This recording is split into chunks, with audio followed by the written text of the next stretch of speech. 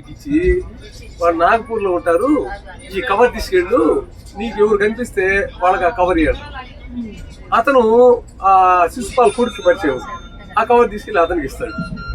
So వాళ్ళ నాన్న ఎక్కడే తెలిసిపోద్ది, ఆ బాబుని తీసుకొని ఇక్కడికి వస్తాడు షిరిడీకి. చూడండి ఎట్లా అందరినీ గెలిపేశారు. అప్పుడు ఇంకా అందరూ ఒకరు క్షమాపణలు చెప్పుకుంటారు, ఆయనకు అప్పపాట్లు బాగా అయిపోద్ది. ఈయన శిశుపాల్కి కొడుకు మనవాడు అందరూ దొరుకుతారు. వీడు టీసీ క్షమాపణలు చెప్పుకున్న తర్వాత ఆ పోలీసు వాడు వచ్చి నువ్వు కాదు అసలు దొంగ, వేరే వాళ్ళు అని చెప్పేసి. అంటే అది చేసే టీసీ టికెట్ అది చేయడానికి ఎంత ఈక్విటీ జరిగింది కానీ జరగదు కానీ వాస్తవం మన కర్మ చక్రం అనేది చెప్తా బాబా.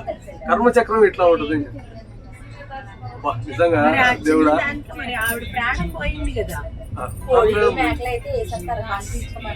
అంటే ఆమె సీరియస్ ఉంది, ఆల్రెడీ సీరియస్ ఉంది. ఆమె వచ్చినా రాకపోయినా ఆమె వెళ్ళిపోయేది.